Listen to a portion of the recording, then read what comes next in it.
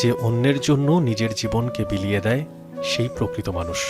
আমি যদি বেঁচে না ফিরি তবে কষ্ট না পেয়ে গর্বিত হয়েও।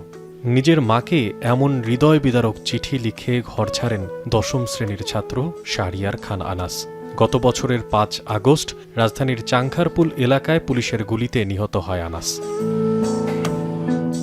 সোমবার চাংখারপুলের এই হত্যাকাণ্ডের মামলায় সূচনা বক্তব্য ও সাক্ষ্য গ্রহণ শুরু হয় আন্তর্জাতিক অপরাধ ট্রাইব্যুনাল ১-এ। এ সময় আদালতে উপস্থিত ছিলেন অভিযুক্ত শাহবাগ থানার সাবেক ওসি আরশাদ হোসেন, কনস্টেবল সুজন মিয়া সহ ৪ জন। ডিএমপির সাবেক কমিশনার হাবিবুর রহমান সহ ৮ জনের অপরাধের বর্ণনা আদালতে তুলে ধরেন চিফ প্রসিকিউটর। বলেন, এই অপরাধ প্রমাণে তাদের কাছে যথেষ্ট সাক্ষ্য প্রমাণ রয়েছে। ভিডিও ফুটেজ সেগুলোই মামলার অকাট্য দলিল প্রমাণ।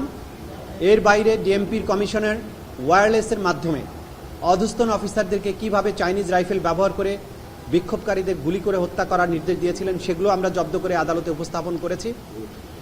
বিভিন্ন ডকুমেন্টের মাধ্যমে, পুলিশের ইন্টারনাল কমিউনিকেশনের মাধ্যমে এই ছাত্র জনতাকে হত্যা করার যে নির্দেশনা সেগুলো আমরা দাখিল করেছি। এই সব কিছুর মাধ্যমে আসামিদের বিরুদ্ধে অকাট্যভাবে প্রমাণ করার মতো সাফিসিয়েন্ট ম্যাটেরিয়াল প্রসিকিউশনের হাতে আছে, যেগুলোর মাধ্যমে আসামিদের অপরাধ প্রমাণিত হবে। এই সময় চিফ প্রসিকিউটর আরও বলেন, জুলাই আগস্টে হত্যাকাণ্ডে যারা জড়িত তারা কোনোভাবেই বিচার প্রক্রিয়া থেকে রেহাই পাবে না। যারা অপরাধ করেছেন তারা কেউ ছাড় পাবেন না। বিচারের প্রক্রিয়া কোনো অবস্থাতেই বন্ধ হবে না। যেসব তরুণেরা রক্ত দিয়ে বাংলাদেশকে দ্বিতীয়বার মুক্ত করেছেন, তাদের পরিবার, তাদের স্বজন, তাদের সহকর্মীরা বেঁচে আছেন, তাদের সাক্ষ্যের মাধ্যমে এই যে ১৫০০-এরও বেশি মানুষের জীবন যাওয়া, তাদের পরিবারের প্রতি জাস্টিস করার যে চেষ্টা, সেটা রাষ্ট্রের পক্ষ থেকে নিশ্চিত করা হবে। প্রথম দিন সাক্ষ্য দিয়েছেন শহীদ আনাসের বাবা শাহরিয়ার খান পলাশ। আগামী দিন আবারও সাক্ষ্য গ্রহণের দিন ধার্য রেখেছেন ট্রাইব্যুনাল।